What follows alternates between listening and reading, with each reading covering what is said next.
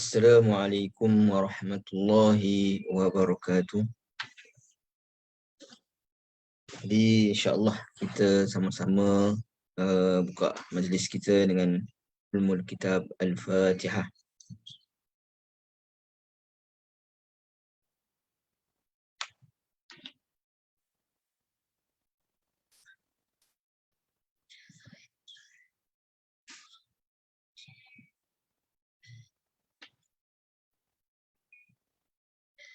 Alhamdulillahi rabbil alamin wassalatu wassalamu ala asyrafil anbiya'i wal mursalin wa ala alihi wa sahbihi ajma'in. Rabbi shrah li sadri wa yassir li amri wahlul 'uqdatam min lisani yafqahu qawli. Rabbi zidna 'ilma warzuqna fahma, amma ba'd. Alhamdulillah, pertama dan selamanya kita merafakkan setinggi kesyukuran kita kehadrat Allah Subhanahu Wa Taala kerana dengan limpah kurnianya pada pagi ini, hari Khamis ini, dapat lagi sama-sama kita bersama untuk kita sambung perbincangan kita berkaitan dengan tadabbur surah Yasin. Jadi lama kita telah membincangkan dan hari ini pun telah masuk siri yang ke-9. Jadi saya terima kasih kepada tuan-tuan dan puan-puan yang sama ada bersama dengan kita dalam Zoom ini ataupun yang bersama di live Facebook yang sudi untuk sama-sama kita membincangkan ayat-ayat ini, dan juga mungkin yang sudi berkongsikan dengan rakan-rakan video di live kita, dan juga terima kasih kepada tuan-tuan dan puan-puan yang juga menginfakkan untuk keberlangsungan kelas-kelas kita ni, insya-Allah. Alhamdulillah. Jadi insya-Allah pada pagi ini kita akan sambung tadabbur surah Yasin yang kita telah masuk siri yang ke-9. Jadi nota siri yang ke-9 ini sebenarnya sambungan daripada siri yang ke-8. Sambungan daripada siri yang ke-8 lah. Sebab nota yang sebelum ni pun belum habis lagi. Okey, baik. Jadi pada minggu yang lalu kita telah berhenti pada ayat 54. Yang ni saya dah terangkan tentang keadaan yang mana bermulanya kehancuran bumi ini apabila tiupan sangkakala yang pertama, kemudian Allah Subhanahu Wa Taala membangunkan semua manusia daripada ajdas. Kita sebut ajdas ini merupakan kubur yang tanpa tanda, kubur yang tidak ada tanda. Ini menunjukkan bahawa semua manusia ini tidak akan terkecuali daripada dibangkitkan semula oleh Allah Subhanahu Wa Taala.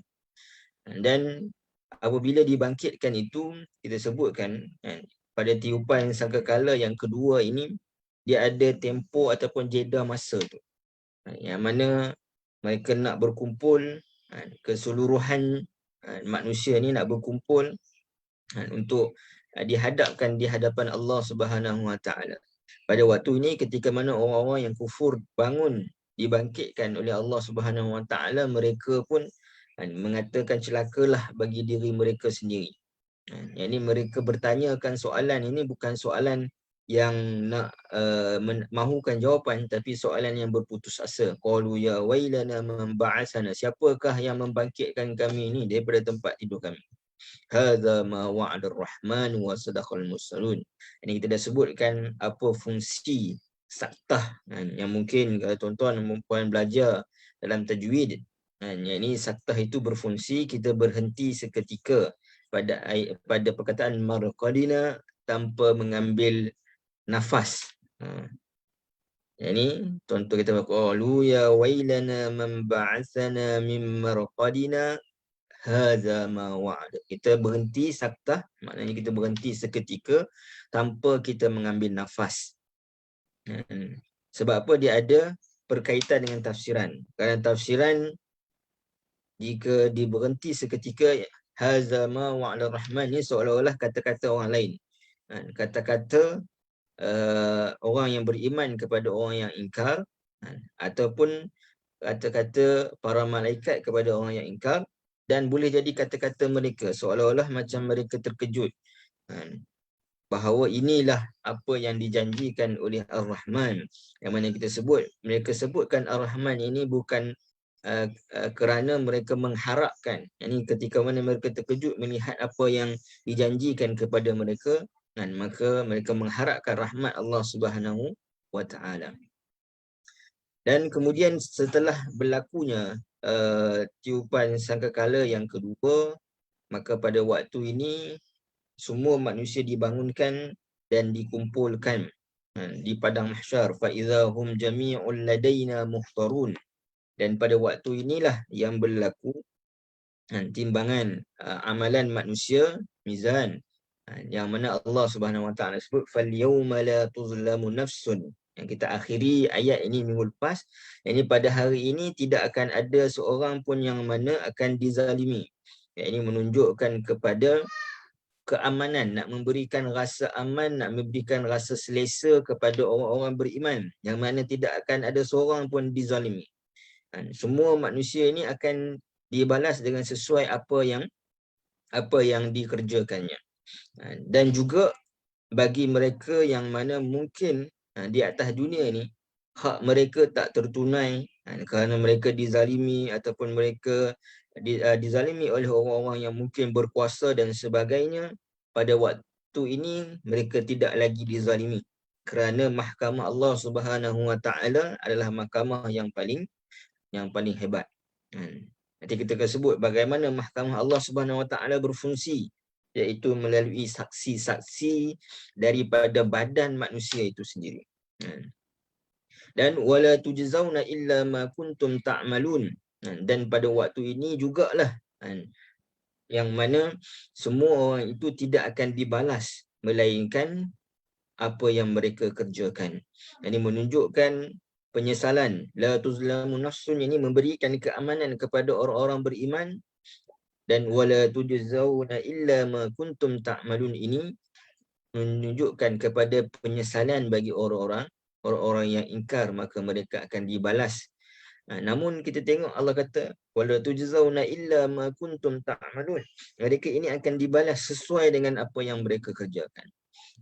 Jikalau satu kebaikan yang dilakukan oleh manusia, Allah Subhanahu wa taala menggandakan. Ini kalau kita tengok di dunia ni pun, ketika mana seorang melakukan sesuatu kebaikan, maka kebaikan itu akan digandakan ke 10 kali ganda untuk kebaikan-kebaikan yang tertentu. Tetapi kejahatan, ketika mana seorang itu melakukan kejahatan, maka hanya satu sahaja yang ditulis oleh Allah Subhanahu wa taala. Jadi mereka ini tidak dibalas, walaupun nak menyebutkan tentang penyesalan orang kafir, tetapi juga menandakan ataupun memperlihatkan kerahmatan Allah Subhanahu wa taala kepada hamba-hamba. Baik. Kemudian hari ini kita akan sambung kepada ataupun keadaan ahli syurga. Bermula daripada kehancuran bumi ini, kemudian bangunnya manusia daripada daripada kubur mereka, tempat mereka mati, kemudian dikumpulkan di padang mahsyar, dan mizankan, ditunjukkan kepada mereka apakah amalan-amalan yang telah mereka lakukan, diberikan kitab dan sebagainya. Dan kemudian Allah Subhanahu wa taala menceritakan tentang mereka-mereka yang la tuzlamu nafsun, mereka yang diberikan rasa keamanan tu macam mana, iaitulah mereka yang berada di dalam syurga. Kemudian Allah Subhanahu wa taala, ini saya ringkas dulu, kemudian Allah Subhanahu wa taala sebutkan pula mereka-mereka yang wala tujzau, yakni mereka ini tidak akan dibalas melainkan apa yang sesuai dengan perbuatan-perbuatan mereka. Ini cerita pula tentang orang yang kufur dan juga orang yang ingkar.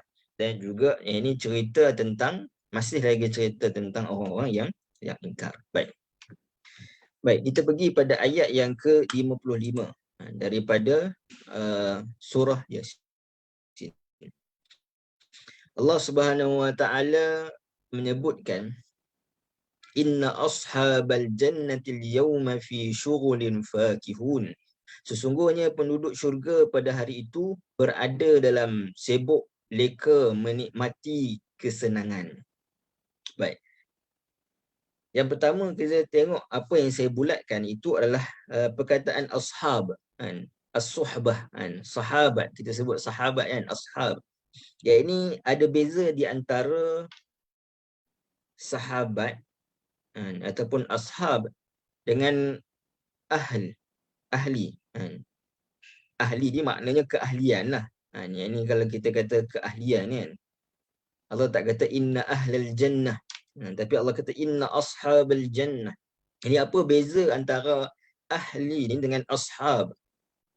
Jadi kita tengok kalau ahli ataupun keahlian ni, kalau kita lah kan, pergi mana-mana ataupun mungkin kalau selalu kita pergi ke Tesco ataupun sekarang ni apa, Lotus kan, apa nama, ke pasaraya dan sebagainya, kita ada kad keahlian. Ini kita ada kad keahlian tu. Ini kita boleh dapatkan kad keahlian. Daripada kad keahlian tu mungkin kita dapat point ke. Jadi tapi yang menjadi apa ni, satu kekurangannya, ini keahlian ini kebiasaan keahlian ni dia perlukan kepada ada kad kan, baru dah membuktikan bahawa kita ni sebahagian daripada ahli apa ni, customer, orang kata apa, customer yang regular barulah boleh dapat privilege itu. Tapi ashab ini bermakna kepunyaan, yang memiliki, contohlah kata kalaulah kita mempunyai pasaraya kan. Jadi kita mempunyai pasaraya tak sama dengan kita hanya mempunyai kad diskaun ataupun kad keahlian pasaraya. Kalau mungkin kita ada pasaraya, kita boleh pergi ambil suka hati kita aja. Kita boleh minta apa yang kita nak. Kita boleh ambil apa yang kita mahu. Dan itulah keadaannya ketika mana di syurga. Nah, Allah Subhanahu Wa Taala nak kata betapa nikmatnya, betapa amannya kamu berada di dalam syurga itu. Ibarat syurga itu seolah-olah kepunyaan kamu. Apa yang kamu nak, apa yang kamu inginkan, bukan setakat banyak ada kenikmatan yang tersedia, tetapi menyeda'un, apa yang kamu inginkan semuanya boleh didapati di dalam syurga. Kerana apa? Kerana syurga itu ashab. Penduduk syurga itu adalah ashab. Syurga itu adalah kepunyaan mereka. Mereka boleh minta, mereka boleh nak apa sahaja yang mereka mahu. Inna ashab, itu beza ketika mana Allah kata inna ashabal jannah. Dan ashab ini juga kata para ulama menunjukkan kepada suhbah. Nah, ini kebersamaan, yakni bersahabat. Yakni bersahabat bersama, sebab mereka ini sibuk leka, yang disebutkan dalam ayat fi syughulin, ini antara sebab sibuk ini, sibuk syughul ni sibuk sungguhlah kan. Tapi sibuk mereka ni bukan sibuk dengan tekanan. Kalau kita hari ni mungkin sibuk dengan tekanan, dengan kerjanya, dengan mungkin tak selesa dan sebagainya. Tetapi ahli syurga ini sibuk juga, tapi sibuk dengan kenikmatan, sibuk dengan rasa senang dan selesa. Dan antara makna syughul ini juga sibuk saling ziarah menziarahi di antara ahli syurga. Kerana apa? Kerana mereka ni sahabat. Mereka ni ashab, mereka ini bersahabat di antara satu sama lain. Ini ahli syurga ini saling berziarah di antara satu sama lain. Dan kita tengok di dalam syurga ketika mana Allah Subhanahu dalam hadis Nabi SAW sebut, Nabi pernah bergurau dengan seorang wanita tua. Kan, Nabi kata dalam syurga nanti tidak ada orang tua. Nabi bergurau dengan seorang wanita tua. Jadi wanita tu pun sedih lah. Jadi Nabi SAW sebutkan maknanya adalah semua orang yang berada di dalam syurga itu, mereka ini seolah ataupun umur mereka ini sebaya. Hampir sebaya lah. Jadi kalau kita tengok kita pun, realiti kita pada hari ini di dunia, waktu kita berada di dunia, kita mungkin lebih selesa untuk bersahabat dengan orang yang mungkin sebaya dengan kita.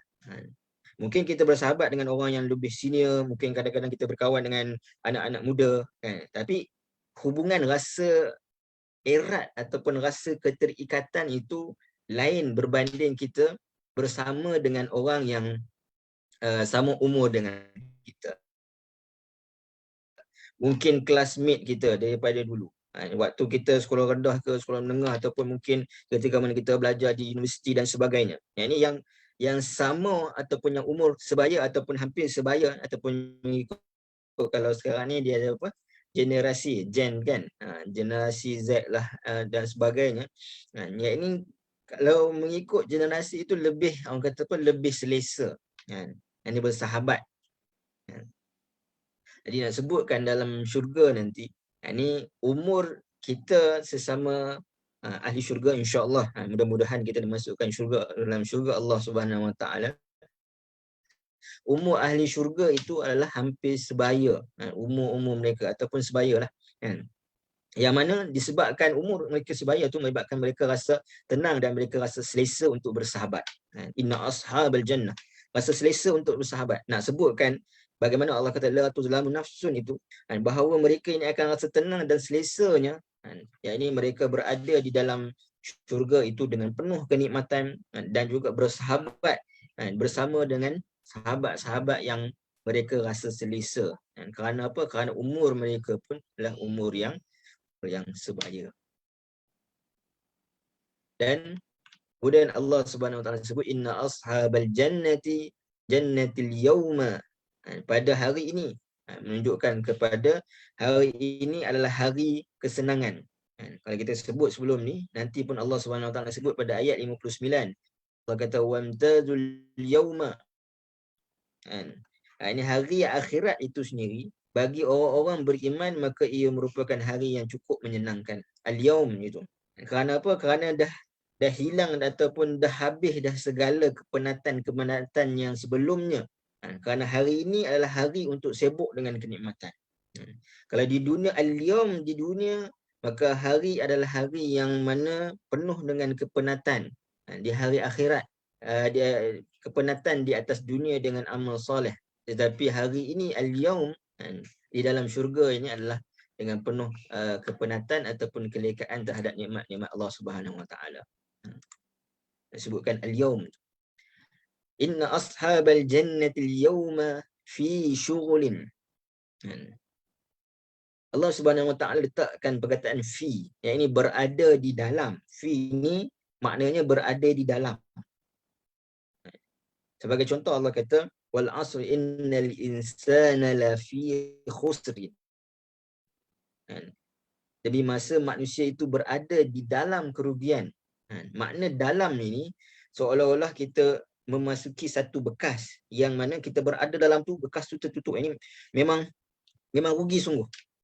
Seolah macam kita berada, kalau diibaratkan di dalam laut, yang kita berada dalam lautan itu berada dalam kerugian. Manusia ni seolah-olah dah hapus dah, kecuali mereka yang berusaha untuk berenang, mencari beriman pada Allah Subhanahu Wa Taala. Mereka yang berusaha untuk naik ke atas untuk bernafas. Ini mereka yang berusaha untuk beramal soleh, nak berpesan-pesan kepada kebaikan dan juga kesabaran. Jadi nak sebutkan perkataan fi ini menunjukkan mereka ini berada di dalam itu, menunjukkan tak ada benda yang ganggu mereka. Kesibukan, keseronokan berada di dalam itu menyebabkan tak ada benda yang boleh mengganggu mereka, dan rasa seronok sangat-sangat itu, yang mana tidak ada langsung gangguan daripada luar. Fi syughulin fakihun. Dan Allah Subhanahu Wa Taala sebut fakihun ini menunjukkan merasai rasa kesenangan. Fakihun dalam bentuk isim fa'il. Yang ini menunjukkan kepada sesuatu yang berterusan, yang ada berterusan. Sebagai contoh kita kata alim. orang yang alim, yakni orang yang berilmu. Makna orang yang alim ni maknanya dia memang ada ilmu lah. Ilmu tu sentiasa berada dengan dia. Fakihun, yakni rasa kesenangan, itu menunjukkan kesenangan tu sentiasa berada di dalam diri dia. Rasa seronok, rasa gembira, kesenangan itu sentiasa berada di dalam diri dia. Jadi kita tengok ayat yang 55 ini saja telah menggambarkan betapa indahnya dan juga selesanya mereka berada di dalam syurga Allah Subhanahu Wa Taala. Kita pun kalau mungkin kita pergi ke satu tempat bercuti, jadi kita rasa tak mau orang ganggu kita, jadi kita tutup semua telefon. Kita rasa macam dah tenang lah, tak payah fikir masalah. Tapi bila dah habis percutian, maka kita sambung balik permasalahan tersebut. Kerana itu hakikat dunia. Kenapa? Bila Allah SWT sebut al-yaum, pada hari ini dah tak ada dah kesibukan yang lain. Kita pergi bercuti pun mesti kita pergi dengan orang yang kita senang. Jadi kita rasa apa? Ibarat masalah kita walaupun mungkin banyak kerja, tapi bila kita pergi cuti dengan ahli keluarga dan orang yang kita rasa senang, pergi tempat pula yang seronok, seolah masalah tu dah tak ada dah. Begitulah kita ketika mana masuk ke dalam syurga. Seolah-olah kepenatan kita ke apa sahaja tenaga yang kita gunakan di atas dunia ni seolah macam tak ada apa dah. Tak berbaloi langsung dengan nak sebutkan dengan nikmat syurga itu. Maksud tak berbaloi ni maknanya kepenatan tu macam tak ada apa langsung lah. Berbanding nak melihat kepada syurga Allah Subhanahu Wa Taala. Kemudian Allah Subhanahu Wa Taala sebutkan hum wa azwajuhum. Azwaj, mereka, apa maksud azwaj di sini? Iaitu pasangan-pasangan mereka. Ini mereka bukan sekadar berkumpul bersama dengan ashab, bersama dengan sahabat-sahabat mereka. Allah tambahkan lagi rasa kenikmatan itu apabila mereka ini hum wa azwajuhum. Ini mereka ini bersama dengan pasangan-pasangan mereka. Sama ada pasangan mereka ini merujukkan kepada pasangan mereka di atas dunia, yang jika kedua-duanya insya-Allah masuk ke dalam syurga, maka mereka ini juga berpasangan di dalam syurga. Ada juga yang menyebutkan pasangan ini menunjukkan kepada bidadari-bidadari. Dan dengan rasa kesenangan ini, jadi Allah tambah lagi rasa kesenangan dengan berada bersama dengan pasangan. Dan berada bersama pasangan ini tak perlu memikirkan apa-apa dah. Nak fikir, nak cari duit, nak fikir macam-macam dengan permasalahan. Tak perlu fikir apa dah. Mereka bersukaria fi zilal. Yang ini ada tempat teduh. Zilal ini maksudnya tempat teduh. Untuk apa? Untuk rasa selesa. Ditambah lagi keselesaan itu dengan adanya pasangan, kemudian adanya tempat tinggal. Kita kalau hari ni orang yang berkahwin kan, orang yang berkahwin mula-mula sekali benda yang cari mesti rumah kan. Sebab apa? Sebab nak ada tempat tinggal bersendirian walaupun kecil, walaupun rumah kecil tapi rasa selesa. Ini boleh bina hidup sendiri kan, bermula bina hidup sendiri.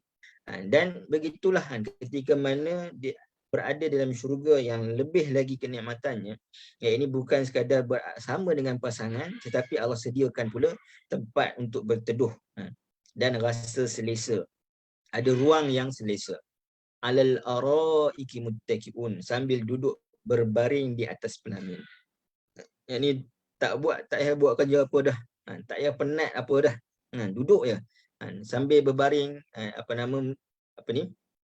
menikmati, ada kemampuan. Ini Allah Subhanahu Wa Taala sebut alal araiki muttaqiun. Muttaqi ni adalah dia tangan ni.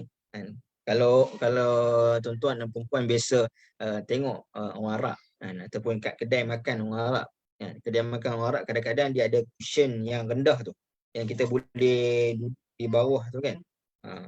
Jadi dia ada satu cushion tu dia panggil cushion tangan. Tangan, tempat letak tangan. Bila kita letak tangan tu seolah kita duduk menyandar gitu. Boleh nampak tak? Saya tunjukkan. Ini cushion, bila kita cushion tu kan, kita letak tangan atas cushion tu, kita duduk seolah macam bersandar, macam relax tunggu makanan. Itu kedai orang Arab. Biasa dia ada cushion yang rendah yang kita boleh duduk di bawah tu. Jadi muttaqiun itu adalah perbuatan tu, duduk menyandar tu. Jadi para ulama kata duduk bersandar ni nak kata relax sungguh lah. Kalau orang yang duduk berdiri macam kita, sedang duduk yang macam ni, duduk tegak ni, maksudnya kita sedang bersedia akan sesuatu. Ini bersedia, tuan-tuan mungkin bersedia nak terima ilmu, saya bersedia nak menyampaikan ilmu. Ini kita bersedia. Cuba kalau bayang saya duduk gini, duduk bercakap sambil duduk macam tu kan. Ini macam kita ni relax sangat. Macam tak bersedia. Jadi menunjukkan bahawa muttaqiun ini duduk dalam keadaan yang bersenang-lenang. Tak payah nak fikir apa, semua kenikmatan tu semua dah ada, semua datang. Apa yang nak semua minta. Dan sandar daripada tangan ini juga, Imam Ar-Razi menunjukkan bahawa adanya kekuatan. Makna kata boleh sandar daripada tangan ni, sebab bila kita nak tekan tangan ni, dia kena, orang kata apa, ada kekuatan lah. Ini rasa ada kemampuan dari sudut fizikalnya, bersama-sama dengan pasangan, nak bersama dengan pasangan. Kemudian Allah Subhanahu Wa Taala sebutkan yang seterusnya, lahum fiha fakihatun wa lahum ma yad'un. Ya, ini mereka beroleh dalam syurga itu pelbagai jenis buah-buahan dan mereka beroleh apa sahaja yang mereka kehendaki. Jadi mereka bukan sekadar diberikan keselesaan tadi, yang pelbagai tadi, semakin lama semakin ditambah keselesaan tersebut, dan ketika mana mereka duduk dalam keadaan yang hampir kepada baring, duduk bersantai, itu pula datang kepada mereka buah-buahan. Lahum fiha fakihah. Jadi kenapa Allah Subhanahu Wa Taala tak sebutkan daging? Dalam syurga, dalam surah Al-Waqi'ah, Allah Subhanahu Wa Taala sebut dalam syurga ada walahmi tayrin mimma yashtahun. Ya, ini daging yang dimakan oleh ahli syurga antara walahmi tayrin, lahm daging burung, yang mana yang mereka inginkan, mimma yashtahun.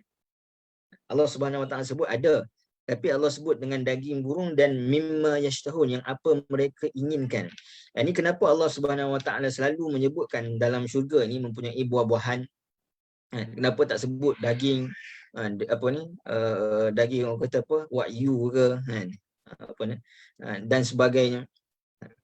Jadi nak sebutkan ketika mana berada di dalam syurga, rasa selesa berada dalam syurga itu, yang mana pada waktu berada dalam syurga itu telah hilang rasa kelaparan. Ini sakit akibat rasa lapar. Ini mungkin kadang-kadang kita bila lapar, bangun pagi-pagi kadang sakit perut. Sebab apa? Sebab tak makan. Tapi perasaan rasa ataupun rasa sakit itu tidak ada. Sebab tidak ada rasa kelaparan. Yang ada adalah rasa kenikmatan. Jadi orang makan daging, orang makan satu benda protein, benda yang berat-berat ni, untuk apa? Untuk menghilangkan rasa lapar. Adakah orang lapar, dia makan buah saja? Yang ni buah-buahan ini dipanggil dessert kan. Yang ni kita makan selepas daripada kita makan satu benda yang berat. Tapi nak sebut dalam syurga ini, rasa nikmatnya berada dalam syurga ini, dan kita tidak akan rasa sakitnya kelaparan, tidak akan ada lagi kelaparan, maka tak disebutkan adanya daging, disebutkan adanya buah-buahan kerana nak menunjukkan bahawa kita berada dalam keadaan santai. Ada pun sebut daging, ada sebut tadi yang sebut walahmi tayrin mimma yashtahun. Nak daging ada, tapi bukan sebab nak memenuhkan perut, bukan sebab lapar nak makan supaya kenyang, tak, tapi disebabkan keinginan. Macam kita lah contoh, biasa makan daging korban, yang ni daging korban, mungkin musim-musim korban kan, ini kita masak makan daging korban, makan daging korban untuk kenyang. Tapi mungkin satu hari terasa ingin nak makan daging-daging yang sedap, daging wagyu ke sebagainya, pergilah makan kat kedai-kedai yang mahal ataupun pergi makan kat hotel dan sebagainya. Jadi kadang-kadang kita makan pun bukan kenyang pun kan. Yang ni kita makan sikit lah, sebab apa? Sebab harga dia mungkin mahal kan. Habuan orang kata apa, nak rasa je. Jadi begitulah berada dalam syurga. Bukan kata tak ada daging, ada, tapi nak sebutkan bahawa ada pun adalah daging yang kita, yang disebabkan keinginan. yang mimma yashtahun, disebabkan keinginan, bukanlah kerana kita rasa kelaparan. Nak sebut kan nikmat di atas, nikmat di dalam syurga Allah Subhanahu Wa Taala. Dan disebutkan fakihah ini kerana kata Imam Ar-Razi lagi, li'annaha adallu 'ala at-tan'um wa at-talazzuz wa 'adamul ju'. Ini menunjukkan bahawa fakihah, buah-buahan ini selalu digambarkan dengan rasa penuh kenikmatan, rasa penuh kelazatan, dan menunjukkan kepada tidak ada rasa lapar. Dan Allah Subhanahu Wa Taala menyebutkan ayat ini, lahum fiha fakihatun. Allah tak kata lahum fiha fakihatun yakulun. Yang ini di dalam bagi mereka, lahum bagi mereka buah-buahan dan mereka makan, tidak. Kerana apa? Kerana lahum fiha fakihatun itu menunjukkan bahawa makanan itu tersedia kepada mereka, tetapi mereka masih lagi boleh memilih untuk makan. Sebab tu Allah tak sebut lahum fiha fakihatun yakulun. Allah tak kata. Ini bagi mereka di dalamnya, di dalam syurga itu buah-buahan. Ini menunjukkan kepada mereka berada dalam syurga itu dah tersedia kepada mereka buah-buahan. Tapi mereka ada pilihan untuk makan apa sahaja yang mereka nak. Selain daripada apa yang tersedia pun mereka boleh minta.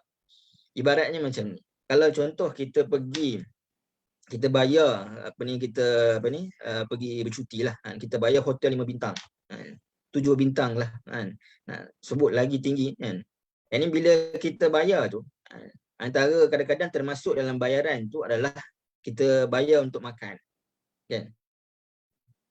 Bayar untuk makan sarapan ke sebagai contoh. Jadi bila kita bayar untuk makan sarapan, adakah kita boleh pilih sarapan? Kita boleh pilih sarapan berdasarkan apa yang dia sediakan, betul? Contoh dia sediakan contoh lontong ke, nasi lemak ke, roti canai dan sebagainya. Kita boleh pilih berdasarkan apa yang ada.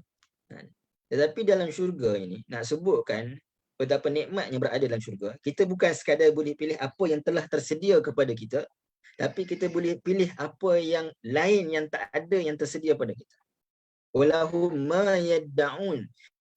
Dan mereka beroleh apa sahaja yang mereka kehendaki. Bukan semata-mata apa yang telah tersedia, lahum fiha fakihah. Kalau mereka tak makan apa yang tersedia pun tak ada masalah. Yang ini mereka ada banyak lagi benda yang boleh mereka minta. Sebut nikmatnya berada dalam syurga. Walahum ma yadda'un. Yang disebutkan setiap perkara yang boleh diminta dan diinginkan, maka mereka akan dapati sebelum daripada mereka memintanya. Allah kata walahum ma yadda'un, mereka kehendaki, bukan walahum ma yatlubun, bukan mereka minta, tak. Menunjukkan bahawa apa yang mereka kehendaki, maka mereka boleh mendapatkannya tanpa memintanya, tanpa minta. Apa yang terlintas nakkan sesuatu, maka Allah hadirkan. Dan juga ulama menyebutkan boleh jadi walahum ma yadda'un ini, apa yang mereka kehendaki itu, boleh jadi mereka juga meminta, tapi minta mereka itu adalah minta kepada Maha Kaya. Yang mana meminta daripada Maha Kaya ini sudah pastilah akan dikabulkan oleh Allah Subhanahu Wa Taala. Rasa seronok nak minta kepada Allah Subhanahu Wa Taala. Kerana apa? Kerana apa sahaja yang kita minta, semuanya Allah Subhanahu Wa Taala akan berikan. Jadi nampak bagaimana Allah Subhanahu Wa Taala menggambarkan dalam 3 ayat ini kenikmatan yang sangat besar dan juga yang sangat hebat ketika mana seorang itu berada di dalam syurga Allah Subhanahu Wa Taala, berada dalam kesibukan, tapi kesibukan bukan kesibukan yang memenatkan, tapi kesibukan yang menambah dan bertambah keselesaan. Kemudian Allah Subhanahu Wa Taala menyebutkan pada ayat yang ke-58, Allah Subhanahu Wa Taala sebut salamun qaulan mir rabbir rahim. Daripada banyak kesibukan yang ada dalam syurga ni, sibuk dengan pasangan, sibuk dengan kawan-kawan, sibuk dengan berziarah, sibuk dengan makanan dan apa yang diinginkan. Tapi Allah Subhanahu Wa Taala datangkan ayat 58, seolah kesibukan itu terhenti seketika apabila mereka beroleh ucapan salam daripada Allah Subhanahu Wa Taala. Kerana salam daripada Allah Subhanahu Wa Taala ini merupakan salam yang nikmat yang paling besar, yang ini ketika mana berada di dalam syurga Allah Subhanahu Wa Taala. Ini menunjukkan bahawa Allah Subhanahu Wa Taala redha kepada ahli syurga.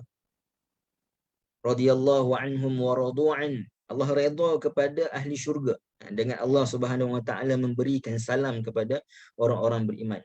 Salam daripada Allah Subhanahu Wa Taala ni bukan salam-salam orang boleh dapat. Allah Subhanahu Wa Taala sebut dalam Al-Quran, salamun alal mursalin, salamun alal nuh.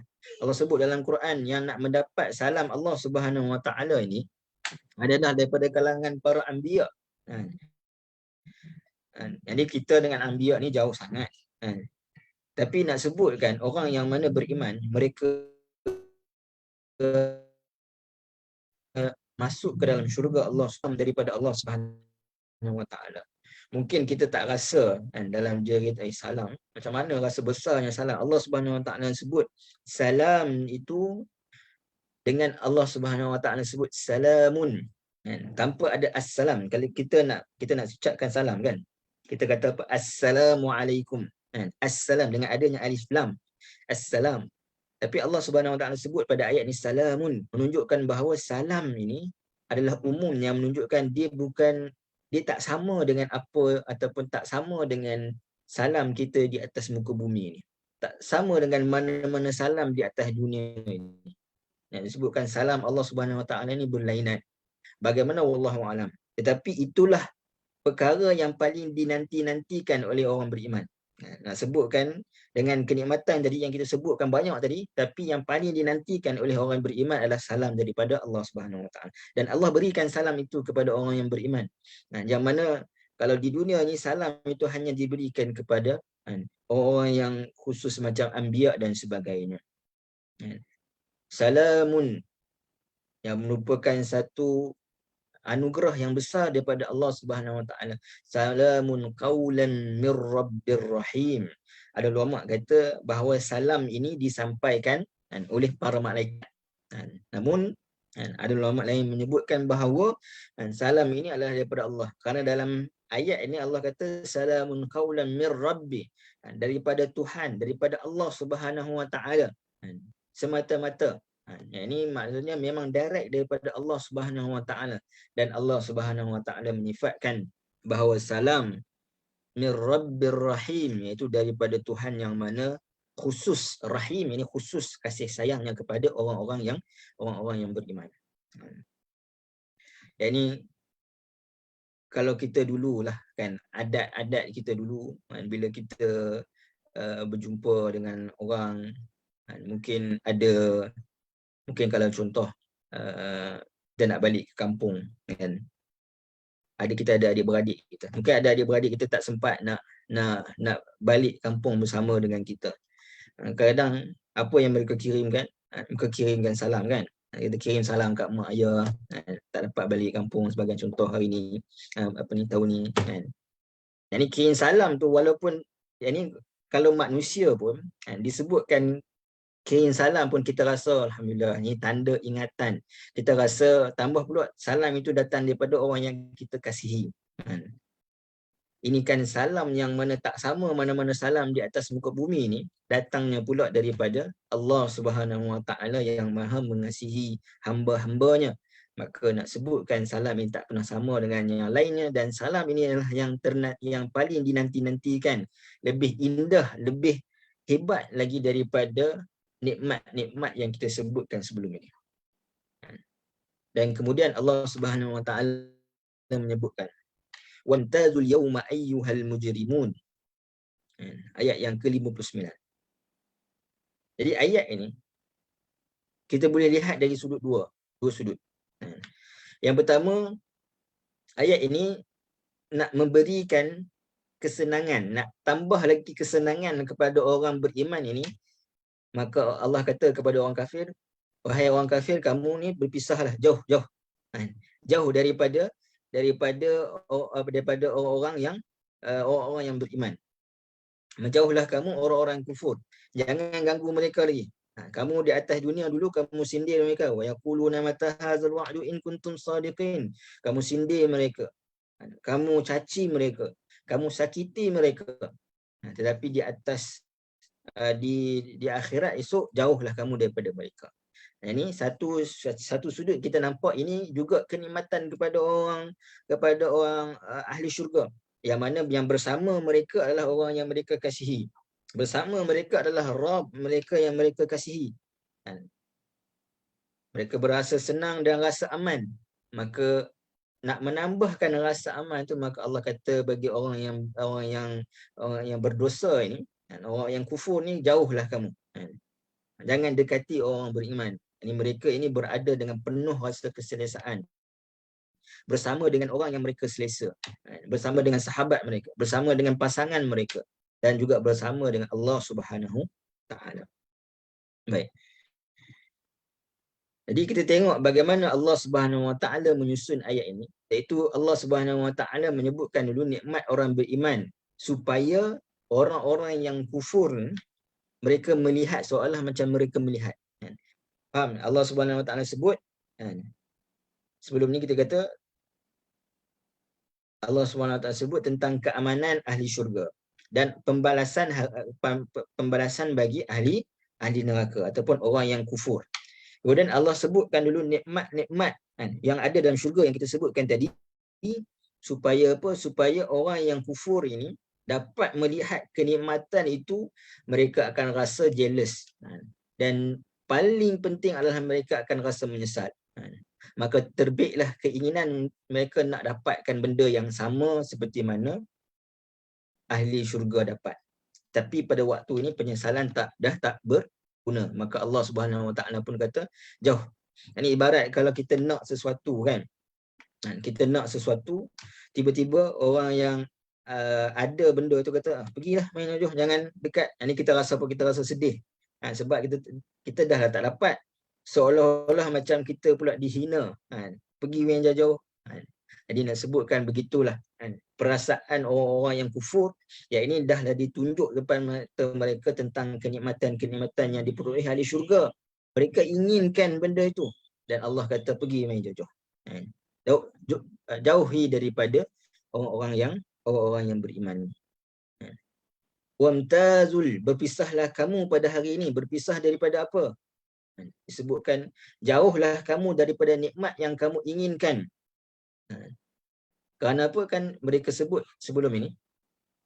Haza ma wa'adar rahman. Kita sebutkan ayat ini. Kenapa mereka kata inilah, kalau kita ambil tafsiran bahawa mereka yang kata inilah apa yang dijanjikan oleh Ar-Rahman, kerana mereka dah melihat nikmat-nikmat yang diberikan kepada ahli syurga, yang mereka mengharapkan rahmat daripada Allah Subhanahu Wa Taala. Tapi Allah kata jauhlah kamu daripada nikmat yang kamu inginkan. Iaitu keinginan untuk mendapatkan rahmat Allah Subhanahu Wa Taala.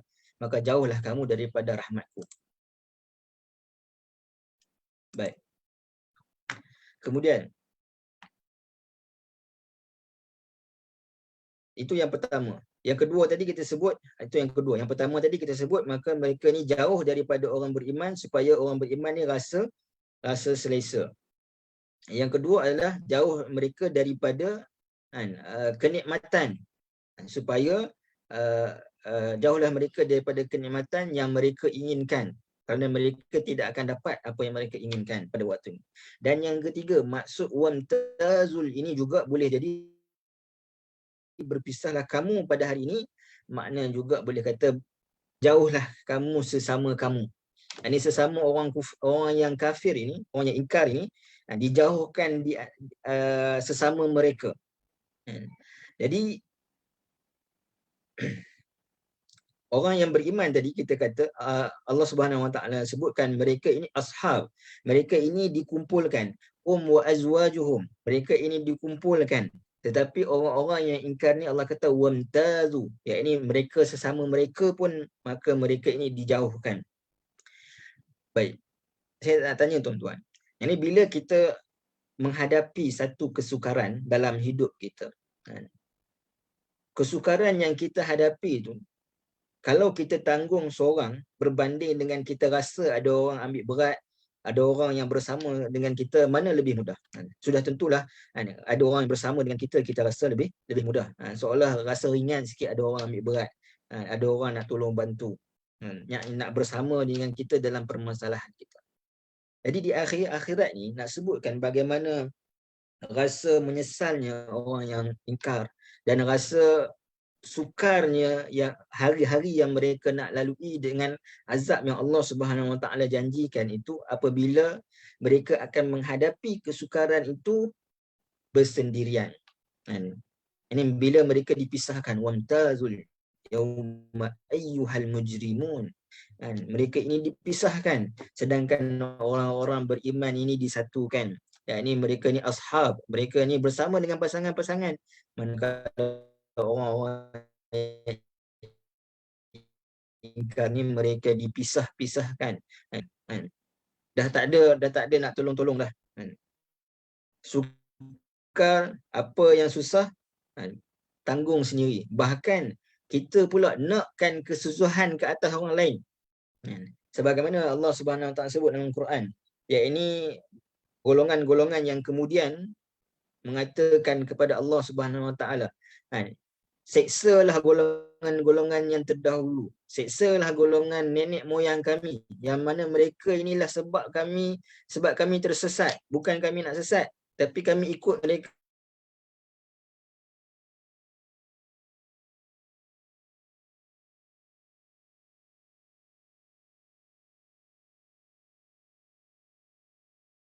Kesukaran yang mana dia nak pindah pula kesukaran itu kepada orang lain. Maksudnya dia nak katakan, aku hari ni aku jadi macam ni sebab orang lain. Ya Allah, seksalah dia.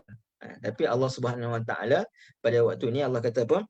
Wala tujzauna illa ma kanu ya'mal. Ini Allah Subhanahu Wa Taala tidak akan balas melainkan apa yang sesuai apa yang mereka lakukan. Itu yang ketiga. Yang pertama tadi, jauh daripada orang beriman. Yang kedua, jauh daripada nikmat yang kamu inginkan. Yang ketiga, jauh daripada sesama kamu. Dan yang keempat adalah jauh daripada penyelamat kamu. Kerana mereka mengatakan bahawa sungguhnya kami ada Tuhan kami. Ada berhala kami yang boleh menyelamatkan kami. Sedangkan berhala mereka itulah menjadi batu-batu daripada api neraka. Jauhlah kamu daripada penyelamat kamu. Yang mana penyelamat kamu sebenarnya tak ada pun. Kerana pada waktu ini mereka tidak dapat lagi menyelamatkan kamu. Dan Allah Subhanahu Wa Taala sebut, wamtazul yauma ayyuhal mujrimun. Allah kata ayyuhal mujrim. Mujrim ini adalah orang-orang, bukan sekadar orang yang berdosa, tapi orang yang bersalah, yang melakukan jenayah. Mujrim. Jadi apa jenayah mereka buat? Kalau masih ingat lagi kita bincang di awal-awal dulu, Allah kata laqad haqqal qawlu ala aktsarihim fahum la yu'minun. Ini telah datang kepada mereka ayat ataupun wahyu Allah Subhanahu Wa Taala, perkataan-perkataan yang hak tetapi mereka tak beriman. Maka jadilah mereka ini seolah-olah berada dalam penjara. Kalau tuan-tuan masih ingat lagi, yang ni pada ayat yang ke-8, mereka dikunci. Yang mereka buat, yang ni mereka telah datang kepada mereka kebenaran tapi mereka tolak. Itulah keadaan mereka pada ayat yang ke-9. Yang ni Allah sebut bahawa mereka ini seolah-olah mujrim. Mereka ini orang yang bukan sekadar berdosa tapi seolah orang mereka yang melakukan jenayah. Sebab itu sangat patut bagi mereka berada dalam keadaan seolah terikat. Yang ini seolah melakukan jenayah, seolah berada di dalam penjara.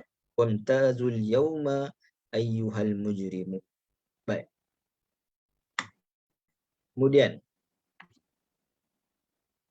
Allah Subhanahu Wa Taala menyebutkan pada ayat yang ke-60.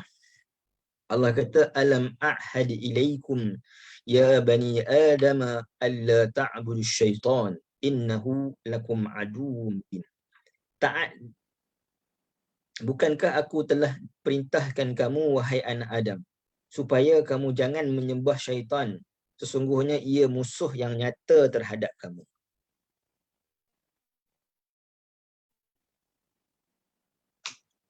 Allah Subhanahu Wa Taala sebut, bukankah telah aku perintahkan kamu, alam ahad ilaikum. Dan ahad ini, ahada ni maknanya seolah macam perjanjian. Ahdun, ini perjanjian. Ahdun ni macam ikatan perjanjian. Perintah kita dengan Allah Subhanahu Wa Taala. Kalau dalam Sayyidul Istighfar kita sebut apa? Wa ana ala ahdika wa wa'dika mastata'. Aku berada bersama ikatan perjanjian denganmu. Apa perjanjian yang kita telah lakukan, yang telah kita janji dengan Allah Subhanahu Wa Taala? Apa perjanjian yang kita telah berjanji dengan Allah Subhanahu Wa Taala? Allah Subhanahu Wa Taala sebut dalam suratul A'raf, ketika mana Allah mula-mula menciptakan manusia. Allah kata apa? Alastu bi rabbikum. Allah tanya kepada kita, bukankah aku ini adalah Rabb kamu? Qalu bala. Bahkan ya, ini kita mengakui, kita mengambil janji, ikatan janji dengan Allah Subhanahu Wa Taala untuk mengatakan bahawa Allah ini adalah Rabb kita. Dalam surah Al-A'raf ayat 172. Ini kita telah berjanji kepada Allah Subhanahu Wa Taala untuk menyembah Allah Subhanahu Wa Taala. Fa inna dzalika yaqtadi alla na'budu ghairallah. Alastu bi rabbikum qalu bala. Ini ketika Allah Subhanahu Wa Taala bertanyakan, bukankah aku ini Tuhan kamu? Maka kita jawabkan ya, bahkan ya. Bahawa Allah Subhanahu Wa Taala Tuhan kita. Ini menunjukkan bahawa seolah kita berjanji dengan Allah Subhanahu Wa Taala, alla na'budu ghairallah. Ini kita tidak menyembah selain daripada Allah Subhanahu Wa Taala. Alam ahad ilaikum ya bani Adam. Menarik, Allah Subhanahu Wa Taala guna perkataan ya bani Adam. Allah tak kata alam ahad ilaikum insan, ya insan. Alam ahad ilaikum ya nas, wahai manusia. Kerana perkataan bani Adam ini, Allah Subhanahu Wa Taala guna dalam Al-Quran menunjukkan kepada sejarah kita. Menunjukkan kepada benda yang telah lalu, benda yang lampau, benda yang terdahulu. Perkataan Bani Adam. Dan dalam Al-Quran banyak Allah Subhanahu Wa Taala sebut, menunjukkan kepada manusia, Bashar, Bani Adam. Allah Subhanahu Wa Taala sebut insan, an-nas dan sebagainya. Jadi penggunaan Bani Adam ini Allah gunakan pada yang nak menunjukkan masa lampau, sejarah masa kita yang terdahulu. Menunjukkan kita pernah berjanji dengan Allah Subhanahu Wa Taala untuk menyembah Allah semata-mata. Alla na'budu ghairallah. Kita tidak akan sesekali menyembah selain daripada Allah Subhanahu Wa Taala. Tiba-tiba Allah kata, alla ta'budu syaitan. Bukankah kalau kamu janji dengan aku dahulu tidak menyembah selain aku dan tidak menyembah syaitan? Makna menyembah syaitan ni, yang saya sebut syaitan yang kamu sembah itu, kenapa saya letakkan sembah itu, maknanya kadang-kadang manusia ni, kita sendiri pun tidaklah sampai kepada sembah syaitan. Yang ni dengan setengah orang yang buat ritual penyembahan dengan api dan sebagainya. Yang mana mungkin kita nampak ada orang yang pernah tengok video klip ke, yang orang yang betul-betul puja syaitan ni. Dia tidaklah sampai tahap itu. Tapi makna sembah ini, kata ulama, maknahu la tuti'uhu. La ta'budu maknahu la tuti'uhu. Yang ini makna tidak menyembah ini adalah tidak taat kepadanya. Yang ini Allah Subhanahu Wa Taala larang untuk kita sembah ni bukan semata-mata sujud. Allah tak kata la tasjudu syaitan, jangan kamu sujud kepada syaitan. Tak. Tapi jangan sembah, yang mana sembah ini menunjukkan kepada ketaatan. Inqiyadu li amrihi wa ta'atun lahu. Yang ini kita melaksanakan apa yang dia suruh dan kita taatkan apa yang disuruh. Fata'atun ibadah. Ketaatan itu adalah ibadah. Sebab itu dalam kaedah tidak ada ketaatan kepada makhluk melainkan makhluk itu sendiri taat pada Allah Subhanahu wa taala. La ta'atan lil makhluqin fi ma'siyatin khaliq. Dan tidak ada ketaatan kepada makhluk pada maksiat kepada Allah Subhanahu wa taala. Kita taat kepada ibu bapa. Kenapa kita taat kepada ibu bapa? Kerana taat kepada ibu bapa membawa taat kepada Allah Subhanahu wa taala. Kalau ibu bapa tidak taat pada Allah Subhanahu wa taala, maka kita tidak boleh ikut ibu bapa dalam peristiwa ataupun perkara-perkara yang melanggar ketaatan kita kepada Allah Subhanahu wa taala.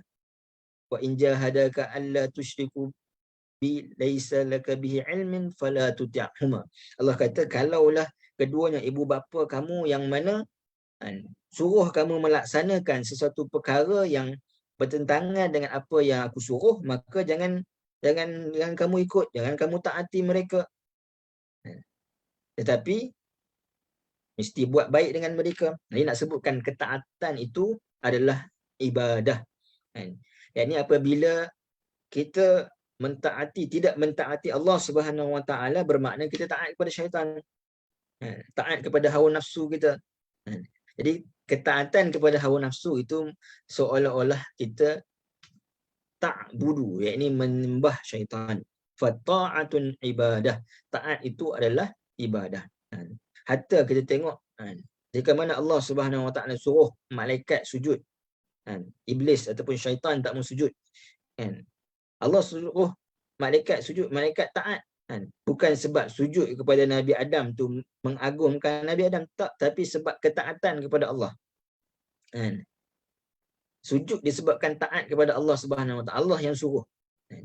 Maka sebab itu ketaatan itu adalah ibadah. Allah Subhanahu wa taala sebut lagi, kalau kita nak sebut tadi dalam konteks ibu bapa. Dalam konteks kita dengan pemimpin pun. Allah Subhanahu wa taala sebut ati'ullah wa ati'ur rasul wa ulil amri minkum. Ketaatan tu Allah ulang 2 kali. Ati'ullah wa ati'ur rasul. Taat pada Allah dan taat kepada Rasul dan kepada ulil amri. Allah tak ulang perkataan taat tu pada ulil amri. Bukan tak taat pada ulil amri, tak. Tapi maknanya ketaatan pada ulil amri itu di bawah naungan ketaatan kepada Allah dan juga Rasul. Jadi sebab itu taat itu adalah merupakan satu perkara ibadah. Sebab tu Allah guna perkataan la ta'budu syaitan. Ini menunjukkan la ta'atan lahu, yakni tidak ada ketaatan kepadanya. Kerana apa? Bila kita taat kepada Allah Subhanahu wa taala, sebaliknya kita taat kepada syaitan. Baik. Innahu lakum aduwwum mubin. Iaitu Allah Subhanahu wa taala sebut sesungguhnya ia musuh yang nyata terhadap kamu. Apa makna musuh yang nyata ini? Daripada mana datangnya permusuhan kita dengan syaitan ini adalah apabila iblis tidak sujud kepada Nabi Adam AS. Ini cerita tentang sejarah juga. Sejarah iblis tidak sujud kepada Nabi Adam yang kita mungkin makruf dengan kisah tersebut. Dan Allah Subhanahu wa taala sebut dia adalah musuh, yang ini menunjukkan larangan yang paling keras supaya kita tidak mengikuti. Ini dalam peperangan pun bila ada musuh, katakan takkan kita nak ikut musuh, mungkin dibuat bagi kita perangkap dan sebagainya, maka dia adalah musuh yang nyata. Apa maksud musuh yang nyata? Sedangkan kita tak nampak syaitan. Kita tak nampak syaitan. Apa maksud nyata di sini adalah nyata permusuhan dia dengan kita. Sebab apa Allah Subhanahu wa taala sebut dalam Al-Quran, dalam suratul A'raf. Tuan boleh baca surah A'raf. Surah A'raf ni antara surah yang menarik. Ini baca di awal-awal ayat tu Allah cerita bagaimana syaitan ini mereka dah berjanji pada Allah bahawa mereka ini akan menyesatkan umat manusia. Itu adalah statement mereka yang Allah Subhanahu wa taala rakam dalam Al-Quran. Walaupun mereka tak nyata pada mata kita tak nampak, tapi mereka telah menyebutkan secara nyata, rakamkan dalam Al-Quran bahawa mereka kata mereka akan bermusuhan dengan manusia sampailah kepada hari kiamat. Baik. Kemudian Allah Subhanahu wa taala sebut wa ani'buduni hadza siratun mustaqim. Dan Allah Subhanahu wa taala sebut dan aku perintahkan hendaklah kamu menyembahku Inilah jalan yang lurus. Jadi menarik ayat ini. Allah Subhanahu Wa Taala sebutkan tentang pencegahan, baru Allah Subhanahu Wa Taala sebutkan apakah ubatnya. Di ibarat apa ni, doktor lah kan. Yang ni doktor ketika mana datangnya pesakit kan, yang mana dia mengadu kesakitan kan. Contoh kita pergi kata kepada doktor, saya sakit perut. Doktor kata hana ambil ubat sakit perut. Tak, biasanya doktor akan tanya lu sebab apa sakit perut, ada makan apa-apa ke, ada makan benda yang pedas sangat ke, benda yang dah basi ke. Yang ni dia cuba tanya dulu. Kalau pedas sangat, mungkin puan ataupun tuan tak boleh makan benda pedas sangat. Yang ni dia ada dulu orang kata apa, cari kepada permasalahan itu. Kemudian baru orang kata, okey, saya rasa untuk tuan dan puan ubat yang sesuai sekian. Untuk beberapa hari sekian. Baru bagi ubat. Ini disebutkan Allah Subhanahu Wa Taala menyebutkan dalam ayat ini soalah nak darul mafasid, nak menolak keburukan terlebih dahulu. Yang ini keburukannya apa? Jangan sembah pada syaitan. Barulah datang kepada kebaikan. Ubatnya apa? Ubatnya adalah wa ani'budni. Menolak keburukan baru mendatangkan kebaikan. Iaitu Allah Subhanahu Wa Taala sebut wa ani'budni. Allah sebut sembahlah aku. Sebab apa? Sebab aku adalah sumber kepada jalan yang lurus. Hadza siratum mustaqim. Jalan yang lurus ini yang kita sebutkan dulu, makna sirat, makna mustaqim, makna sirat mustaqim itu jalan yang lurus. Sumbernya itu daripada siapa? Sumbernya daripada Allah Subhanahu Wa Taala. Ketika mana Allah Subhanahu Wa Taala sebutkan la ta'budu syaitan, Allah kata jangan sembah syaitan. Allah akhiri dengan innahu lakum aduwwum mubin, bahawa sesungguhnya dia adalah musuh yang nyata. Tapi ketika mana Allah kata wa ani'buduni, sembahlah aku, Allah tak kata kerana aku ini adalah kesayangan kamu, kerana aku ini adalah sahabat kamu, tak. Tapi Allah kata haza siratul mustaqim. Yang ini Allah sebutkan lebih aula daripada itu. Yang ini benda yang lebih besar. Yang ini akulah sumber kepada jalan yang lurus ini. Dan nak sebutkan juga tidak ada sesuatu benda yang dapat menghalang kamu untuk kamu nak jauh daripada syaitan melainkan aku. Sebab itu tuan-tuan dan puan, kita tengok dalam surah An-Nas, Allah Subhanahu Wa Taala sebutkan satu sahaja keburukan ataupun bahaya yang mana menimpa manusia. Ini bahaya daripada dalam. Dalam surah Al-Falaq, Allah Subhanahu Wa Taala sebutkan 4. Ada 4 benda. Tetapi hanya Allah Subhanahu Wa Taala sebutkan satu nama. Qul a'udzu birabbil falaq. Satu. Tapi Allah sebutkan 4 bahaya ataupun 4 bencana yang mungkin timpa manusia daripada luar. Min syarri ma khalaq, wa min syarri ghasiqin idza waqab, wa min syarri naffasati fil 'uqad, wa min syarri hasidin idza hasad. Ini tuan-tuan boleh tengok terjemahan balik. Apa 4 bahaya tu. Tapi ketika mana Allah Subhanahu Wa Taala sebutkan surah An-Nas, Allah kata qul a'udzu birabbin nas. 1. Malikin nas. 2. Ilahin nas. 3. Kemudian Allah Subhanahu Wa Taala sebutkan satu sahaja syarnya apa? Min syarrin naffasati fil qul a'udzu birabbin nas, malikin nas, ilahin nas, min syarril waswasil khannas. Waswas satu je. Syar ini satu je Allah SWT sebut, tapi 3 nama Allah SWT sebut. Sebab apa? Nak sebutkan, nak bagi penekanan kepada kita untuk melawan syaitan yang kamu tak nampak. Kamu kena mohon kepada Allah yang juga kamu tak nampak. Kerana Allah yang nampak syaitan, Allah yang tahu dan Allah yang ciptakan syaitan. Allah sebagai Rabbun Nas, sebagai orang yang menjaga kamu, yang mentadbir urusan kamu. Malikin Nas, kan, Allah yang mana menguasai apa yang berada di sekeliling kamu. Dan Ilahin Nas, Allah lah Tuhan kepada segala makhluk yang berada di atas muka bumi ini. Maka kalau Rabb ini mungkin ada perkataan Rabb yang sama. Contoh kita sebut dalam Al-Quran pun ada sebut raja Mesir disebutkan sebagai Rabb. Ini kita kata Rabb, mungkin ada Rabb dengan makna yang lain. Malik, mungkin ada raja-raja yang lain. Walaupun Allah yang paling tinggi, tetapi bila Allah Subhanahu Wa Taala sebutkan ilah, maknanya tidak ada ilah melainkan Allah Subhanahu Wa Taala. Menunjukkan balik kita kepada Allah Subhanahu Wa Taala adalah satu-satunya cara untuk kita menjauhkan diri daripada syarril waswasil khannas, bisikan-bisikan syaitan itu. Maka Allah Subhanahu Wa Taala sebut wa ani'buduni. Kerana apa? Kerana haza siratul mustaqim. Akulah sumber kepada jalan yang lurus ini. Kemudian pada ayat yang ke-62 Allah Subhanahu Wa Taala menyebutkan, tuan-tuan dan puan-puan, kalau ada persoalan, ada apa ni, boleh komen nanti saya bacakan dan kita sama-samalah jawab insya-Allah. Allah Subhanahu Wa Taala sebut pada ayat yang ke-62. Hari ini insya-Allah kita sampai ayat yang ke-68 insya-Allah. Allah Subhanahu Wa Taala sebut walaqad adalla minkum jibillan katsira afalam takunu taqilun. Dan sesungguhnya syaitan itu telah menyesatkan golongan yang ramai di antara kamu setelah kamu mengetahui akibat mereka. Maka tidakkah sepatutnya kamu berfikir dan juga insaf? Baik.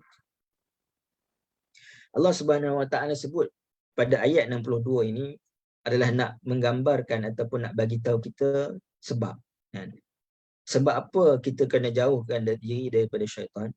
Sebabnya, sebab syaitan itu telah banyak menyesatkan ramai jibilan. Jibilan ni maknanya satu pengumpulan yang sangat ramai. Kalau kita sebut jabal, jabal ni kan bukit, yang menunjukkan bahawa pengumpulan batu ataupun batu-batu lah, yang menunjukkan sampai dia jadi bukit yang tinggi. Jibilan ni maknanya ramainya manusia ini telah disesatkan. Jibilan, tidak hanya jibilan, kata jibilan kasira. Adalah jibilan tu juga menunjukkan kepada ramai. Kasira, ramai lagi, nak sebutkan ramai mereka yang disesatkan oleh syaitan. Sebab itu Sayyidina Umar ketika mana dia berdoa, dia berdoa macam mana? Allahumma ja'alna minal muqillin. Ini, ya Allah, jadikan kami, masukkan kami daripada kalangan orang yang sedikit.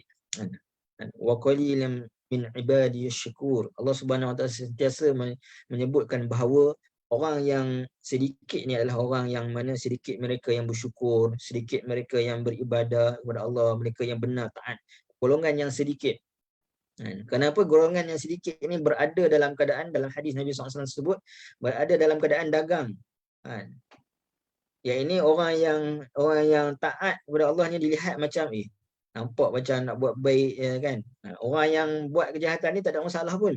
Tapi bila orang nak buat baik ni, banyak dia punya halangan-halangannya. Maka Allah Subhanahu Wa Taala sebut walaqad adalla minkum jibillan. Kenapa kena jauh daripada syaitan? Kerana syaitan ini telah banyak dan ramai menyesatkan manusia yang lain. Maka afalam takunu taqilun, maka tidakkah sepatutnya kamu berfikir. Ini yang menarik dalam Al-Quran. Kadang-kadang bila saya pernah sebutkan sebelum ni, bila kita fikirkan tentang ayat-ayat Al-Quran, kita memahami ayat Al-Quran ini memang kita perlu amalkan. Kadang-kadang kita faham kita perlu amalkan itu, kita perlu take action dalam bentuk fizikal. Contoh Allah kata tentang infak, ya betul, kita kena infak dari sudut fizikal. Tentang solat, maka kita kena solat tentang fizikal. Tapi kadang-kadang dalam Al-Quran Allah Subhanahu Wa Taala suruh take action, tapi action itu kita tak bergerak pun. Dan kita hanya perlu berfikir. Afalam takunu taqilun. Kita hanya perlu berfikir, dan berfikir itu, taqil itu menunjukkan kita berfikir mendalam hingga timbulnya kesedaran dan timbulnya keinsafan dalam diri kita. Kita nak jadi orang yang macam mana? Nak jadi orang yang ikut arus, ikut majoriti, ikut orang yang mana orang ni buat tak apa pun, ataupun kita nak menjadi orang-orang yang mana sedikit, tapi sedikit ni yang Allah Subhanahu Wa Taala. Baik. Kemudian Allah Subhanahu Wa Taala menyebutkan pada ayat yang ke-63. Allah Subhanahu Wa Taala menyebutkan hadhihi jahannamul lati kuntum tu'adun. Yang kamu saksikan sekarang ialah neraka Jahannam yang kamu selalu diancam memasukinya kalau kamu tidak taat kepada Allah Subhanahu wa taala. Baik, tadi Allah Subhanahu wa taala sebutkan sebab apa? Ayat 62, sebab apa kamu tak boleh ikut syaitan? Sebab dia banyak menyesatkan. Kemudian ayat 63, Allah sebutkan pula ke manakah pengakhiran orang yang mana tersesat tersebut, orang yang kufur tersebut. Maka pengakhirannya adalah ke dalam Jahannam Allah Subhanahu wa taala, ke dalam neraka Allah Subhanahu wa taala. Kuntum tu'adun, yang kamu selalu diancam. Jadi bila mereka, orang yang ingkar kufur, mereka tanya kan, yang sebelum ni kita ambil sebelum ayat sebelum ni, wa yaquluna mata hadzal wa'du in kuntum shadiqin. Mereka mengatakan, bertanyakan kepada orang beriman, bilakah janji kamu yang kamu kata tu? Kan? Janji yang dimaksudkan apa? Antaranya janji tentang datangnya kiamat. Kemudian Allah dah sebutkan sebelum ni, janji datangnya kiamat iaitu dengan berlakunya tiupan sangkakala. Kemudian janji tentang manusia ini akan dibangkitkan. Maka Allah dah sebutkan dah kan, apa ni, janji tentang manusia ini akan dibangkitkan. Qalu ya wailana man ba'atsana min marqadina. Yang ni mereka dibangkitkan. Hadza ma wa'ada. Kan disebut apa? Ma wa'ada. Wa'ada, perkataan wa'ada tu. Perhati pada perkataan tu. Yang ini mereka disebutkan dah. Dan yang ketiga, ketika mana mereka bertanya, wa yaquluna mata hadzal wa'du in kuntum shadiqin, iaitu bilakah berlakunya azab, kan? Ataupun mana azab, kan? Yang mana Allah Subhanahu wa taala janjikan, dan yang diancam selalu pada kami ni, kan? 3 benda, iaitu yang pertama datangnya kiamat, yang kedua dibangkitkan, dan yang ketiga azab. Dan ketiga-tiga itu Allah dah jawab. Sebelum ni dah jawab tentang datangnya kiamat, dah jawab tentang datangnya bangkitnya manusia daripada mahsyar. Yang ni di pada mahsyar, dan yang ketiga azab Allah Subhanahu wa taala pada ayat ni. Hazihi jahannamul lati kuntum tu'adun. Dan inilah Jahannam yang sebelum ini kamu diancam memasukinya. Dan ketika mana mereka diancam memasuki Jahannam Allah Subhanahu wa taala, maka Allah Subhanahu wa taala sebut apa kepada mereka? Pada ayat 64 Allah kata, islau hal yauma bima kuntum takfurun. Ayat ini menunjukkan kepada betapa besarnya penyesalan mereka ketika mana mereka masuk di dalam neraka Allah Subhanahu wa taala. Allah kata islauha, rasakanlah. Barat macam kan tadilah, seorang tu dah dia berada dalam kesusahan. Yang ni bila kita katakan, itulah padan muka. Contoh kita kata kan. Jadi, dah lah rasa susah dan kemudian diejek pula. Jadi begitulah nak sebutkan kepada orang yang ingkar ni, orang yang sesat ni, apabila mereka ini dah dimasukkan ke dalam neraka, maka Allah tambahkan islauha, rasakanlah kamu. Yang mana dia datang dalam bentuk penghinaan. Al-yawma, saya sebutkan tadi, kalau al-yawm bagi orang beriman menunjukkan satu benda yang sangat menyenangkan, kerana berlalulah kepenatan-kepenatan, hari ini adalah hari kesenangan. Maka sebaliknya kepada orang-orang yang kufur, yang ini hari ini telah berlalu hari kesenangan bagimu. Mulai hari ini, yakni hari kiamat ini, akan kamu diazab dan juga dia akan terus-terus berjalan tanpa dapat kamu berpatah balik. Tidak ada jalan kembali. Bima kuntum takfurun, dan sebab daripada kamu diazab itu adalah kamu kufur kepada Allah Subhanahu wa taala, yang menyebabkan mereka akan rasa ruginya dulu tak beriman kepada Allah Subhanahu wa taala. Ruginya dulu tak beramal soleh. Dan kerana apa? Kerana pada hari ini mereka merasakan azab daripada Allah Subhanahu wa taala. Baik. Kemudian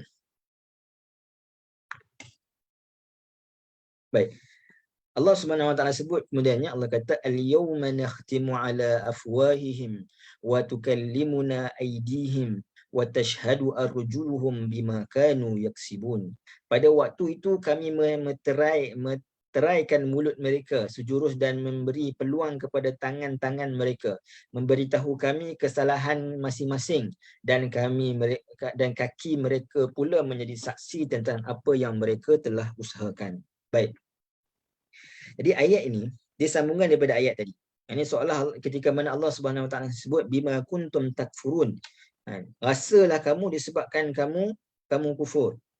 Jadi mereka ingin untuk mengingkari bahawa kami tak pernah kufur. Tapi tak dapat nak sebut sebab Allah al-yawma nakhtimu ala afwahihim. Allah menutup mulut mereka daripada berbicara. Dari mulut mereka daripada berkata-kata. Mulut tak dapat berkata-kata. Dan Allah Subhanahu Wa Taala sebut al-yawma nakhtim. Pada hari ini kami menutup mulut mereka. Maknanya Allah Subhanahu Wa Taala yang tutup mulut orang kufur ni. Tapi Allah tak sebut Allah suruh tangan ataupun kaki ini berkata-kata. Tapi Allah kata wa tukallimuna. Tangan itu yang berkata-kata kepada kami. Allah tak kata kami menyuruh tangan berkata-kata, tak. Tapi Allah kata tangan itu berkata-kata kepada kami. Wa tukallimuna aydihim. Ini nak menyebutkan apa maknanya di sini?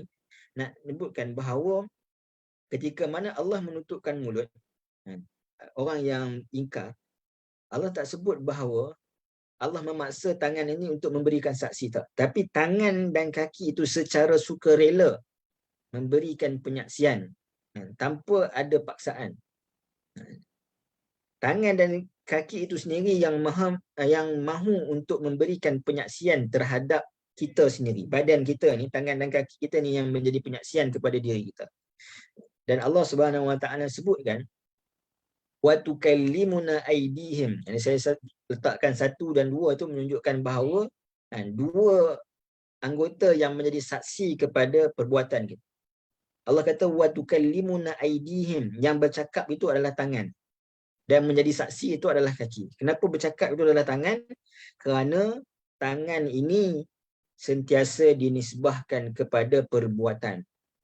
Tangan ini lebih tahu tentang apa yang manusia kerjakan. Dalam surah Yasin pun Allah Subhanahu Wa Taala sebut, sebelum ni kita ambil wa ma amilat aydihim, apa yang mereka kerjakan. Dan Allah Subhanahu Wa Taala sebut dalam surah Al-Baqarah wala tulqu bi aydikum ila tahlukah. Ya, ini jangan kamu letakkan diri kamu. Walaupun ayat itu bi aydikum, perkataan tangan kamu. Ini menunjukkan kepada diri kamu dalam kebinasaan. Jadi tangan itu mewakili perbuatan, dan tangan itu lebih tahu apa yang dia kerjakan. Maka tangan itulah yang akan berkata-kata. Baik. Dan yang menjadi saksi pula adalah kaki. Kenapa kaki? Kerana bila tangan dah berkata-kata, maka kena ada anggota yang lain yang melihat. Seolah-olah melihat daripada jauh. Ini anggota kita yang paling jauh dengan tangan adalah kaki. Dan bukan tangan itu sendiri. Takkan tangan yang cakap, tangan yang menjadi saksi. Kalau dalam mahkamah pun yang menjadi saksi, kena ada orang yang yang bersalah, kena ada saksi yang lain. Ini begitulah tangan yang bercakap nyatakan kesalahan, maka ada saksi yang lain, iaitu saksinya adalah daripada kakinya sendiri. Jadi kaki dan tangan ini juga, yang mana tangan bercakap dan juga kaki yang menjadi saksi, kerana dalam satu pekerjaan ataupun perbuatan, baik yang baik ataupun yang buruk, maka tangan dan kaki ini dia akan sentiasa bekerjasama. Jadi bila dia bekerjasama, makna kata tangan tahu apa yang kaki buat, ke mana yang dia pergi, kaki pun tahu apa yang tangan buat. Sebab mereka bersama-sama. Maka sudah tentu sangat wajar ketika mana tangan berkata-kata menyatakan penyaksian, kaki menambahkan, membenarkan penyaksian tersebut. Dan Allah Subhanahu Wa Taala dalam ayat ini menarik, Allah kata al-yawma nakhtimu ala afwahihim. Yakni Allah menutup mulut mereka. Sedangkan di dunia Allah Subhanahu Wa Taala sebut bahawa khatamallahu ala qulubihim. Orang-orang yang kufur ingkar ni Allah tutup hati mereka. Hati mereka dah tak berfungsi di atas dunia. Dan di hari akhirat mulut mereka pula tak berfungsi. Maka yang layak untuk berkata-kata pada waktu itu adalah tangan dan juga kaki. Sedangkan kalau orang beriman, apa yang berlaku? Allah Subhanahu Wa Taala sebut illa man atallaha biqalbin salim. Ini orang yang datang kepada Allah Subhanahu Wa Taala, orang yang beriman ini datang bertemu dengan Allah Subhanahu Wa Taala dengan qalbin salim, hati yang sentiasa sejahtera, yang sentiasa tunduk kepada Allah Subhanahu Wa Taala. Nak sebutkan bahawa Hati mereka dah tak berfungsi daripada dunia lagi. Di akhirat memang dah tak berfungsi, bahkan ditutup pula mulut dan menjadi penyaksian tangan dan juga kaki. Dan menariknya, kita tengok, adakah tangan dan kaki kita ini boleh menjadi penyaksian kepada diri kita ketika mana kita berada di atas dunia. Allah dah sebut dah bahawa tangan dan kaki ini akan menjadi saksi di hari akhirat. Jadi kalaulah kita nak mempercayai tentang apa yang Allah Subhanahu Wa Taala sebut ni, Allah sebutkan kepada kita, kamu kena lihat di dunia pun sebenarnya tangan dan kaki kamu telah menjadi saksi. Apa buktinya? Adanya sains forensik. Kita tahu bahawa setiap daripada kita cap jari kita ni tak sama, kan? Mana-mana manusia di atas muka bumi, harta yang kembar si erah pun, cap jari manusia ni tak akan sama di antara satu sama lain.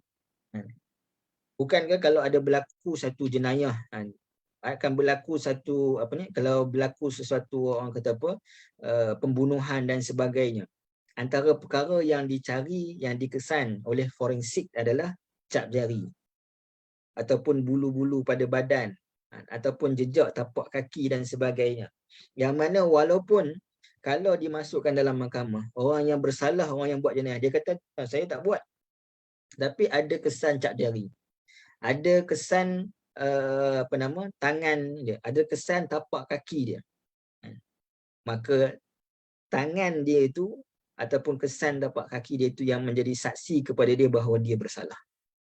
Itu di atas dunia dah berlaku. Maknanya diketahui di atas dunia tangan dan kaki dia lah yang menjadi saksi kepada perbuatan jahat dia, perbuatan jenayahnya, walaupun dia tak mengaku DNA dia tu, tetapi mereka menjadi saksi, di tangan dan kaki menjadi saksi kepada mereka. Dan begitulah maka suci Allah Subhanahu Wa Taala yang menciptakan tangan dan kaki lebih lagi boleh menjadi saksi kepada manusia di hari akhirat. Dan kemudiannya Allah Subhanahu Wa Taala sebut, walau nasha'u latamasna ala a'yunihim fastabaqus sirata fa anna yubsirun. Ini ayat-ayat ni Allah Subhanahu Wa Taala nak sebutkan bagaimana anggota badan manusia ini sebenarnya juga menjadi penyaksian bahawa mereka ini telah diberikan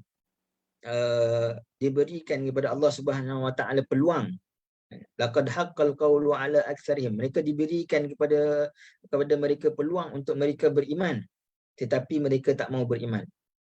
Jadi Allah kata, kalaulah Allah hendak membutakan mata mereka, menghapuskan biji mata mereka daripada kepala mereka menjadi rata, mereka tak nampak, sehingga masing-masing fastabaqus sirata fa anna yubsirun, masing-masing menerpa untuk mencari jalan yang biasa mereka lalui, bagaimana mereka dapat melihatnya. Menunjukkan bahawa ketika mana mereka nak mencari jalan-jalan kebaikan pada waktu ini dah tak boleh dah, kerana mata mereka telah tertutup. Jadi kalau kami hendakkan menghapuskan mata mereka, jadi menyebabkan mereka tak nampak. Kemudian Allah kata, walau nasya'u lamasakhnahum ala makanatihim famastata'u mudhiyan wala yarji'un. Ya, ini bukan setakat dalam mata. Mungkin kalau orang kata kalau mata tak nampak pun masih lagi boleh berjalan. Nak cari jalan yang lurus tu masih lagi boleh. Mata tak nampak, boleh dengar, boleh orang kata raba-raba jalan kan. Masih boleh lagi. Tetapi Allah kata nak tutup segala pintu-pintu. Ini mereka mendapat hidayah Allah Subhanahu Wa Taala. Walau nasya'u lamasakhnahum ala makanatihim. Ini kalaulah kekuatan akal fikiran mereka juga yang tidak sihat, dan kalau kami kehendaki, kami berkuasa mengubah keadaan jasmani mereka menjadi kaku dan beku. Mata tak nampak, badan tak boleh bergerak. Ini tak cukup sekadar mata tak nampak, badan pun kami kata tak boleh bergerak di tempat yang mereka berada padanya.